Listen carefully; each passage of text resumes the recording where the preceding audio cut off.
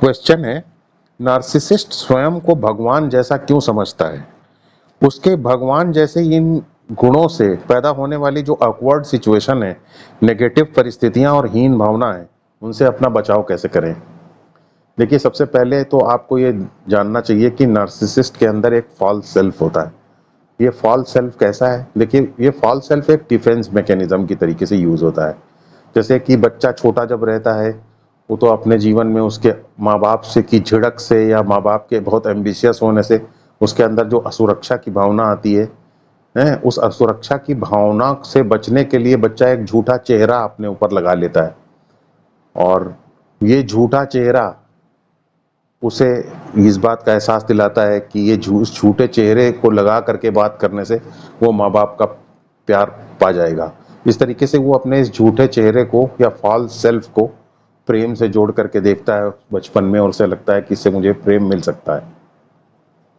और बाद में यही झूठा चेहरा या फॉल्स सेल्फ इस दुनिया से भी प्रेम प्राप्त करने का, सम्मान प्राप्त करने का एक जरिया बन जाता है। इस फॉल्स सेल्फ की कुछ क्वालिटीज होती हैं नार्सिसिस्ट के अंदर, जैसा मैंने आपको बताया कि ये फॉल्स सेल्फ होता है। फॉल्स सेल्फ चूंकि फॉल्स होता है, इसलिए आप इसको चाहे कितना ही बड़ा मान लें, आप मान सकते हैं। तो ये फॉल्स सेल्फ व्यक्ति को अपने आप को एक ईश्वर जैसा समझने पर, इसके द्वारा आदमी अपने आप को ईश्वर समझ सकता है, ईश्वर तुल्य समझ सकता है, गॉड लाइक समझ सकता है। तो नार्सिसिस्ट इसी फॉल्स सेल्फ की मदद से जो चाहता है वो प्राप्त कर सकता है। जैसे कि बचपन में वो इसी फॉल्स सेल्फ की मदद से अपनी सारी इनसिक्योरिटीज को भुला देता था, उसी तरीके से जब वो थोड़ा एडल्ट होता है तो इसी फॉल्स सेल्फ की मदद से वो अपने आप को गॉड लाइक समझने लगता है और उसे ऐसा लगता है कि वो सब कुछ प्राप्त कर सकता है। लेकिन फॉल्स सेल्फ के साइड इफेक्ट्स होते हैं। क्यों? क्योंकि रियलिटी हमेशा फॉल्स सेल्फ को चैलेंज करती है, उसको चुनौती देती है। और जब रियलिटी फॉल्स सेल्फ को नार्सिसिस्ट के चैलेंज करती है तो वो आत्म घृणा का या सेल्फ लोडिंग का शिकार हो जाता है। और उसके अंदर एक प्रकार की शर्मिंदगी होती है जो अंदर ही अंदर उसको जलाती रहती है। तो इसलिए फॉल्स सेल्फ के साइड इफेक्ट्स होते हैं, और फॉल्स सेल्फ रखना कोई अच्छी चीज नहीं है। वरना इसको कोई भी रख करके अपने आप को बहुत बड़ा समझ सकता है, लेकिन उसके साइड इफेक्ट्स होते हैं, ये बात हमेशा याद रखना चाहिए। और वो साइड इफेक्ट सेल्फ लोडिंग के रूप में होते हैं। तो यहाँ महत्वपूर्ण बात यह है कि हम नार्सिसिस्ट के इस फॉल्स सेल्फ से जो कि उसको गॉड लाइक समझने पर, जिसकी मदद से वो अपने आप को ईश्वर जैसा समझता है, गॉड लाइक समझता है, उसके अंदर अपने आप को गॉड लाइक समझने के कारण इस फॉल्स सेल्फ की वजह से कौन कौन से गॉड लाइक ट्रेट्स पैदा हो जाते हैं, इसका एक थोड़ा डिस्कशन जरूरी है। जब हम इन गॉड लाइक ट्रेट्स को समझ जाएंगे और हम ये देख पाएंगे कि किस तरीके से ये हमारी डे टू डे लाइफ में इंटरफियर करते हैं, तो हमारे लिए बड़ा आसान हो जाएगा कि हम इन गॉड लाइक ट्रेट्स को पहचान पाएं, झूठे गॉड लाइक ट्रेट्स को पहचान पाएं। जितना हम ज्यादा इनको पहचान पाएंगे, उतना हम असुरक्षा की भावना से नहीं ग्रसित होंगे, उतना हम हीन भावना से नहीं ग्रसित होंगे, और उतना ही हम इन गॉड लाइक ट्रेट्स से रिएक्ट करके, इन पर प्रतिक्रिया दे करके अपनी लाइफ में जो नेगेटिविटी पैदा होती है, जो awkward सिचुएशंस पैदा होती हैं, जैसा आपने क्वेश्चन में पूछा, इनसे भी बच सकते हैं। तो पहला जो गॉड लाइक ट्रेट नार्सिसिस्ट के अंदर होता है वो है उसकी ऑमनिशियंस, यानी उसकी सर्वज्ञता। नार्सिसिस्ट अपने आप को ऑमनिशियंट या सर्वज्ञ समझता है। उसे लगता है कि पूरी दुनिया की सारी नॉलेज उसे है, everything under the sun he knows, सब कुछ उसे आता है, सारी किताबें उसको, के अंदर जो भी नॉलेज है उसको सब पता है, सारी जो रिसर्च हुई है सब कुछ है उसको, सारी वेरीफाइड नॉलेज है उसको भी सब जानता है। और ना सिर्फ उन वेरीफाइड नॉलेज को वो जानता है उसको, बल्कि जब चाहे तब उसे वो रिजेक्ट भी कर सकता है, जब वो चाहे उसे रिफ्यूट कर सकता है। वो कोई नई थ्योरी चाहे तो नई थ्योरी दे सकता है। और सबसे बड़ी बात तो ये है कि उसको स्वयं को सिर्फ कंसल्ट करने की जरूरत है किसी भी नॉलेज को रिफ्यूट करने के लिए, किसी भी नॉलेज को काटने के लिए, या किसी भी नॉलेज को अप्रूव करने के लिए, उसको स्वीकृति देने के लिए उसे सिर्फ अपने आप को कंसल्ट करने की जरूरत है। तो वो अपने आप को कंसल्ट करेगा, नॉलेज को रिजेक्ट कर देगा, किसी भी नॉलेज को, किसी भी वेरीफाइड नॉलेज को एक्सेप्ट कर लेगा, किसी को भी चैलेंज कर देगा। तो ये उसे ऐसा इसलिए कर पाता है क्योंकि उसको लगता है कि वो सर्वज्ञ है।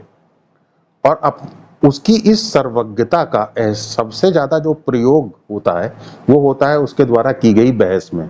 तो जब भी वो आपके साथ बहस करता है तो वो बहस एक सर्वज्ञ व्यक्ति की तरीके से करता है, एक ऑमनिशिएंट की तरीके से करता है।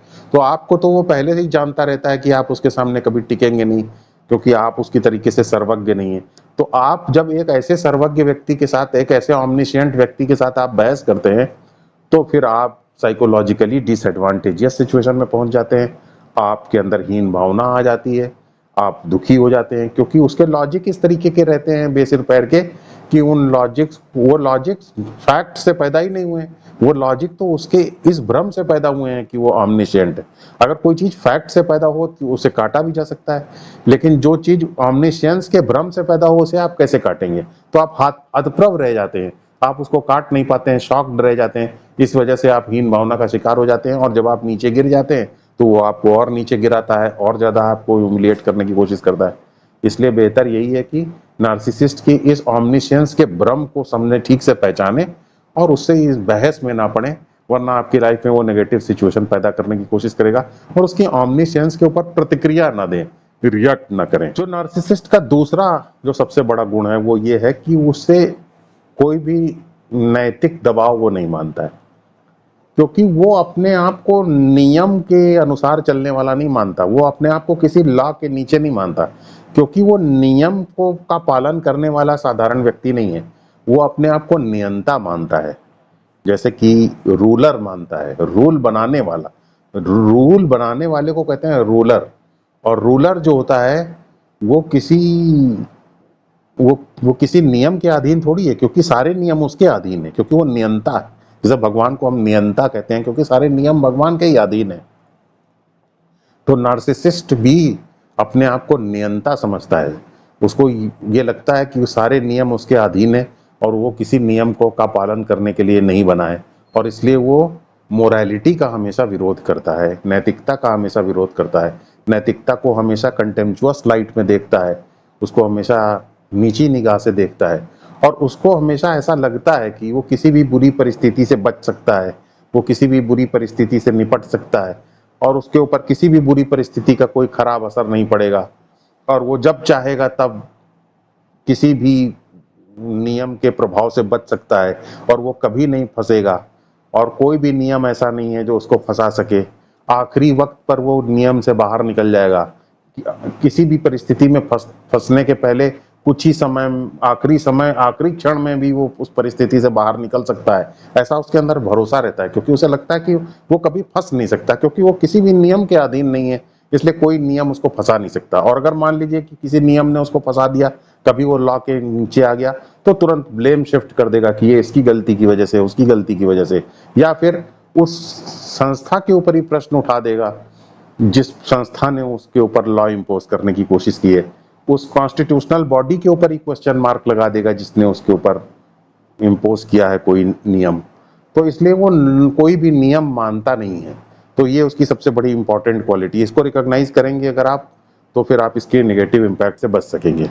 तीसरा जो नार्सिसिस्ट का सबसे प्रमुख दैवी डिवाइन झूठा डिवाइन गुण है, वो ये है कि वो ये सोचता है कि उसके अंदर वो ट्रांसेंडेंट या परमार्थिक है, यानी कि ट्रांसेंडेंट या ट्रांसेंडेंट एंटिटी है। ट्रांसेंडेंट एंटिटी का मतलब समझिए क्या होता है, परमार्थिक एंटिटी है। हिंदी में ट्रांसेंडेंट को कहेंगे परमार्थिक। तो जब कोई व्यक्ति अपने आप को ट्रांसेंडेंट समझता है, तो फिर वो मंडेन जो एक्टिविटी है, सांसारिक एक्टिविटी है, उसको सीरियसली नहीं लेता। इसलिए अगर आप कभी भी कोई सांसारिक काम नार्सिसिस्ट को देंगे, तो नार्सिसिस्ट नाराज हो जाएगा, उसको कभी स्वीकार नहीं करेगा। जैसे अगर आप उससे कहिए कि जाओ सब्जी ले आओ, जाओ आटा ले आओ, जाओ ये सामान खरीद लाओ, डे टू डे यूज का सामान खरीद लाओ, तो वो इससे नाराज हो जाता है, क्योंकि वो चूंकि ट्रांसेंडेंट है, परमार्थिक है, इसलिए वो सांसारिक कामों के लिए नहीं बना है। और अगर आप कभी उसको कुछ हमडम या मंडेन वर्क अगर आप उसको देंगे, तो हमडम या मंडेन वर्क या सांसारिक वर्क को पसंद नहीं करता, मैकेनिकल वर्क वो करना पसंद नहीं करता। तो नार्सिसिस्ट को कोई मैकेनिकल काम अगर दिया जाए कि भाई ठीक है आप ऐसा कीजिए कि ये टेबल बना लाइए, इसमें टेबल में आप जो है एंट्री डेटा फीड कर दीजिए, तो नाराज हो जाएगा, क्योंकि वो इस तरीके का रूटीन वर्क नहीं करना चाहता, मैकेनिकल वर्क नहीं करना चाहता। किस तरीके के वर्क करना चाहता है? वो तो डिस्कवरीज और इन्वेंशंस के लिए बना है, आविष्कार करने के लिए बना है, नई नई चीजें बनाने के लिए बना है। ना कि वो जो है इस तरीके की मंडेन वर्क करने के लिए बना है। तो आपको ये इसके गुण को समझने की कोशिश करना चाहिए कि अगर वो आपके द्वारा दिए गए या कहे गए सांसारिक कामों को रेजिस्ट कर रहा है, तो इसका मतलब ये नहीं है कि वो आपके उतना अगेंस्ट नहीं है जितना उसके अंदर ये डिवाइन क्वालिटी की वजह से उसका ये एटीट्यूड है कि वो ट्रांसेंडेंट है। नार्सिसिस्ट का अगला जो गुण है वो है इंट्यूशन के ऊपर बेस्ड होना, यानी कि त्रिकालदर्शी होना।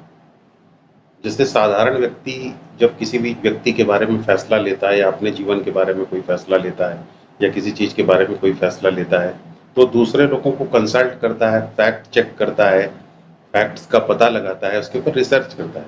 नार्सिसिस्ट के अंदर ऐसा कुछ नहीं है, क्योंकि उनके अंदर वैसा गुण होता है जैसा कि त्रिकालदर्शी भगवान के अंदर होता है, यानी वो इंट्यूशन बेस्ड है। तो जब कोई व्यक्ति इंट्यूशन बेस्ड होगा तो वो क्या काम करेगा, वो अपने इंट्यूशन के आधार पर फैसला ले लेगा। किसी के भी बारे में कोई डिसीजन लेना होगा वो इंट्यूशन के आधार पर ले लेगा अपने। लेकिन इंट्यूशन हमारा तभी सफल होता है जब हम इंट्यूशन से पहले एक हार्ड वर्क करें, फैक्ट्स को का पता लगाने में एक हार्ड वर्क करें। लेकिन जब इंट्यूशन हमारे फॉल्स सेल्फ से पैदा होता है तो फिर किसी हार्ड वर्क की जरूरत नहीं है, वो हम ऐसे ही तुरंत इंट्यूटिवली फैसला ले सकते हैं, अपने आप को कंसल्ट करेंगे और इंट्यूटिवली फैसला ले सकते हैं। तो जब नार्सिसिस्ट इस तरीके के फैसले ले तो आपको पता होना चाहिए कि उसका फैसला इंट्यूटिव है, फैक्ट के ऊपर बेस्ड नहीं है। तो आपको ये देखना चाहिए अपने आप को प्रोटेक्ट कैसे कर सकते हैं इस परिस्थिति में, उसके फैसले लेने के मैकेनिज्म को समझें, क्योंकि उसके फैसले लेने के तरीके में, सोचने के सब तरीके में ये इंट्यूशन हमेशा इन्वॉल्व रहता है, और वो भी half baked intuition. Half baked intuition का मतलब कौन सा इंट्यूशन, जिसमें कोई हार्ड वर्क इन्वॉल्व नहीं है।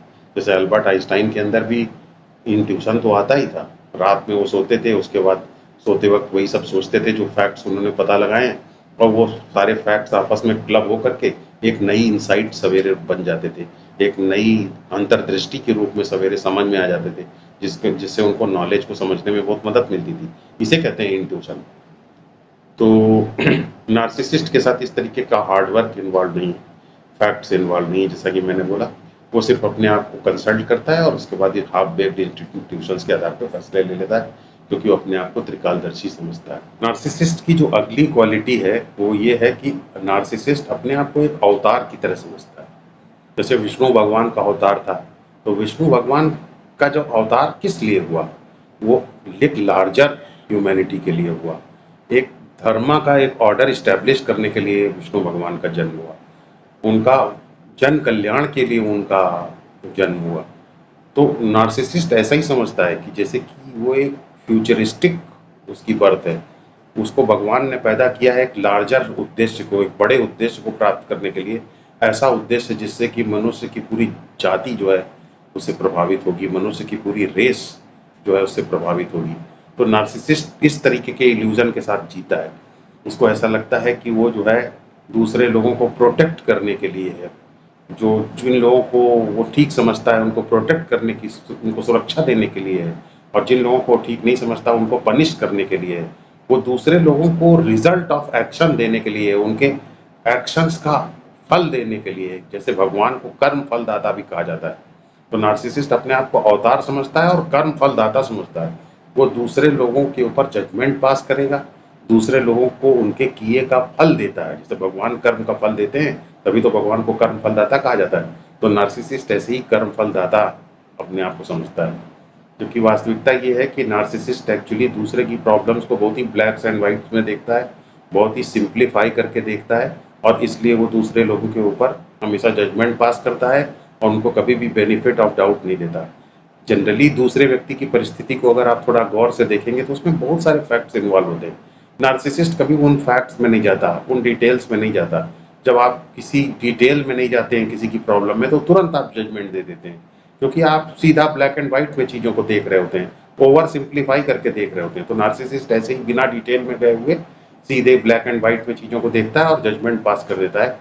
इसके पीछे उसका ये इल्यूजन काम करता है कि वो तो कर्म फलदाता है, वो तो भगवान के समान है, वो तो दूसरे लोगों को पनिश करने के लिए, प्रोटेक्ट करने के लिए, उनके रिजल्ट्स का एक्शन देने के लिए जिम्मेदार है। नार्सिसिस्ट का जो अगला दैवीय गुण है वो ये है कि नार्सिसिस्ट कभी भी सॉरी नहीं हो फील करता, गिल्ट फील नहीं करता, उसके पीछे उसका एक दैवी गुण इन्वॉल्व है। लोग सोचते हैं कि उसके अंदर एम्पैथी नहीं है, एम्पैथी तो नहीं है उसके अंदर, लेकिन एम्पैथी ना होने के पीछे उसके अंदर एक दैवी गुण का भ्रम इम्पोर्टेंट रोल प्ले करता है। और वो दैवी गुण का भ्रम क्या है? वो ये है कि वो दूसरे के लिए जो कर रहा है वही उसके लिए जरूरी है। जैसे भगवान जो है हमें वो नहीं देता है जो हम चाहते हैं, भगवान वो देता है जिसकी हमें आवश्यकता है। तो वैसे ही नार्सिसिस्ट जब दूसरे व्यक्तियों को रोते हुए देखता है, जब नार्सिसिस्ट उनके ऊपर अटैक करता है, उन्हें प्रीडेट करता है, उन्हें एक शिकार की तरीके से यूज करता है, उन्हें कष्ट देता है, तो वो उनको दिए गए कष्ट से सॉरी नहीं महसूस करता, बल्कि वो उनको दिए गए कष्ट पे ये चीज सोचता है कि ये देखो कैसे मूर्ख लोग हैं, ये इस तरीके से दुखी हैं, ये इनको ये पता नहीं है कि मैं जो कुछ भी करता हूँ वो वही चीज है जो जिसकी इन्हें आवश्यकता है। लेकिन ये इनको क्या पता कि इनकी आवश्यकता क्या है? ये तो मुझसे सिर्फ साधारण रूप से अच्छा व्यवहार चाहते हैं, लेकिन मैं अच्छा व्यवहार नहीं करता हूँ, मैं तो इनके लिए वो कर रहा हूँ जो इनके लिए लार्जर गुड है, जो जिसकी वास्तव में इन्हें आवश्यकता है। तो नार्सिसिस्ट का ये भ्रम कि वो दूसरों के लिए वो कर रहा है जो उनके लिए आवश्यक है, ना कि वो जो वो चाहते हैं, इसी भ्रम की वजह से वो दूसरे लोगों को के अगेंस्ट एक प्रीडेटर की तरीके से काम करता है, लेकिन फिर भी उसके अंदर कोई गिल्ट नहीं होता, कोई सॉरी नहीं महसूस करता। तो ये सब कुछ गुण हैं जो दैवीय गुण हैं, ये लेसर नोन गुण हैं, लेकिन ये ज़्यादा से ज़्यादा महसूस किए जाते हैं एक नार्सिसिस्ट के टारगेट के द्वारा। तो जब इन गुणों के पीछे का मंतव्य समझ पाता है व्यक्ति, यानी जो टारगेट है, जो विक्टिम है, तो वो एक रेडिकल एक्सेप्टेंस पैदा कर पाता है और उसको इनसे पैदा होने वाली जो हीन भावना है उससे मुक्ति मिल पाती है।